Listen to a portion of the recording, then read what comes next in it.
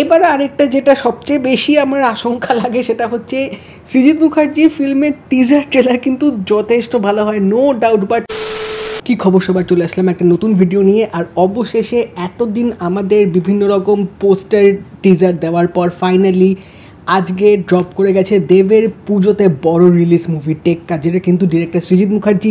এবং এই মুভিটার মধ্যেও কিন্তু দেব ছাড়া আছে রুক্মিণী মৈত্র এবং স্বস্তিকা মুখোপাধ্যায়।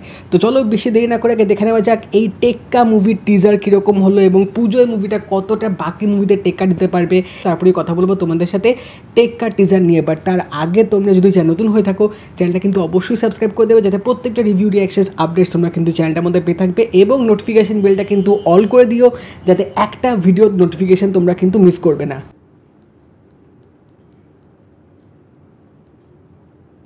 35 থেকে 40 বছর বয়সী একটা লোক সেন্ট বেঞ্জামিন স্কুলের বাইরে থেকে একটা বাচ্চা মেয়েকে কিডন্যাপ করে।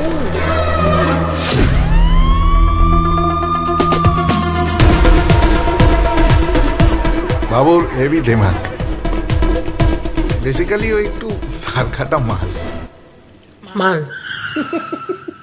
তার কাটটা এক্ষুনি না বেরোলে মাথার খুলি করে দেবো। এই পৃথিবীর সবচেয়ে বড় অপরাধ কি জানেন ম্যাডাম? গরিব হয়ে জন্মানো। তোমরা আমাদের কথা ভাবো কোনদিন?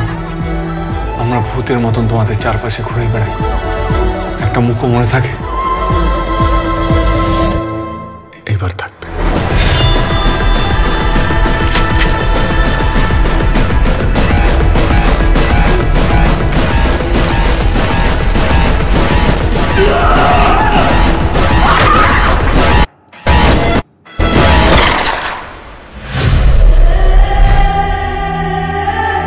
এবার আমরা কি করবে? এরা ফুল স্টপ।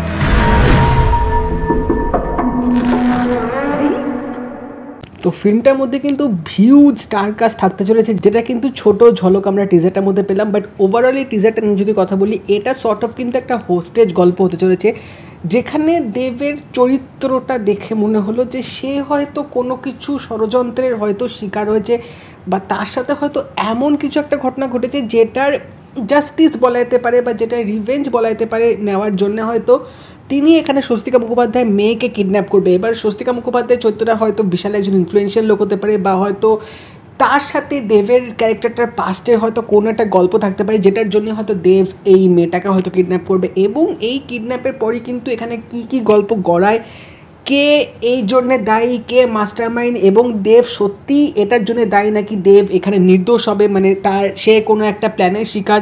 এইসব কিছু জানতে গেলে কিন্তু আমাদের পুজো অব্দি ওয়েট করতে হবে, যখন কিন্তু এই টেক্কা মুভিটা বেরোবে। তো হোস্টেজে গল্প তো আমরা এর আগেও অনেক এরকম দেখে এসেছি।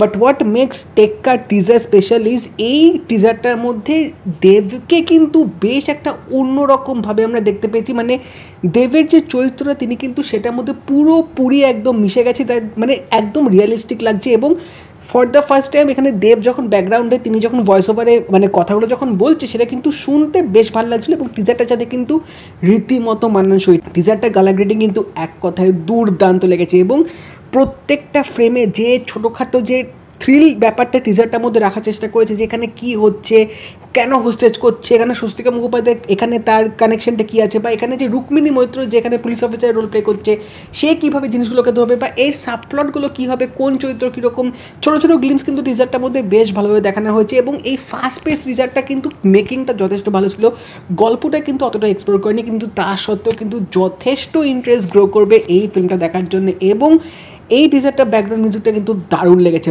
বাট টিজারটা শেষের দিকে তোমরা যদি একদম দেখো, সেখানে কিন্তু রুক্মিণী মৈত্রর ক্যারেক্টারটা যেরকম ডাইমেনশন একটা দেখালো, এখানে কিন্তু মনে হয় তার ক্যারেক্টারে কিন্তু অনেক রকম শেডস আমরা দেখতে পেতে চলেছি।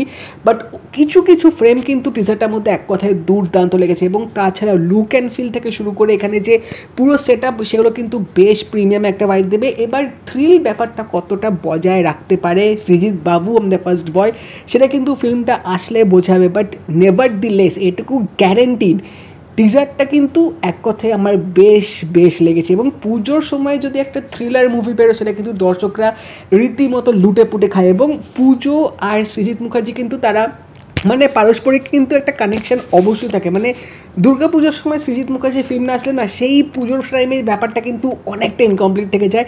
তো এবারেও কিন্তু তিনি আসছেন এবং এই ফিল্মটা একটা বোনাস পার্ট হচ্ছে অবভিয়াসলি অনেক কিছু এলিমেন্ট কিন্তু তার সবার ওপরে দেব আর সৃজিত মুখার্জি একসাথে ফিরছে। এর আগে জুলফিকায় তারা কাজ করেছে, বাট সেটা কিন্তু হিউজ মাল্টি স্টার কাজ ছিল। বাট এই ফিল্মটা দেবের প্রোডাকশন হাউসে এবং সৃজিত মুখার্জি আছে এবং তার সাথে থ্রিল, টান উত্তেজনা একটা কিন্তু ব্যাপার অবশ্যই থাকছে। ফিল্মটা কিন্তু অনেকটা বাকি ফিল্মগুলোর থেকে এগিয়ে থাকবে নিঃসন্দেহে বলা যেতে পারে। বাট এবার আরেকটা যেটা সবচেয়ে বেশি আমার আশঙ্কা লাগে সেটা হচ্ছে সৃজিত মুখার্জি ফিল্মের টিজার ট্রেলার কিন্তু যথেষ্ট ভালো হয়, নো ডাউট। বাট তার রিসেন্টলি যে কটা ফিল্ম বেরিয়েছে মোস্ট অফ দ্য ফিল্ম কিন্তু একটু হলেও ধেরিয়েছে, এটুকু কিন্তু আমার দেখে মনে হয়েছে। তো এবার লেটস সি এই ফিল্মটা কীরকম হয়। বাট টিজার কিন্তু আমাকে বেশ ইমপ্রেস করেছে, স্পেশালি দেবের এখানে লুকটা এবং রুক্মিণী মৈত্রের যে লুকটা, তার যেখানে যেটুকু স্ক্রিন প্রেজেন্স দেখতে পেলাম দুর্দান্ত কিন্তু লাগছিল। এবং ওই শুরুতে যে তার ক্যারেক্টারটা যখন দেখাবে এবং তখন যে বলবে তার কাটা মাল, ওই যে মোমেন্টগুলো কিছু কিছু একটা কমিক রিলিফ, একটা হিউমার কিন্তু ফিল্মটার মধ্যে যথেষ্ট থাকতে চলেছে। এবার দেখা যাক ফিল্মটা রিলিজ হলে বোঝা যাবে কতটা বাকি ফিল্মদের টেক্কার দিতে পারে। তোমরা জানিও তোমাদের টেক্কার টিজারটা কীরকম লাগলো এবং যদি এই ভিডিওটা ভালো লেগে থাকে লাইক করে দিও, শেয়ার করে দিও, চ্যানেলটা কিন্তু অবশ্যই সাবস্ক্রাইব করে দেবে, নোটিফিকেশন বেলটা কিন্তু অল করে দিও। তো দেখা হবে পরের ভিডিওতে, বাই।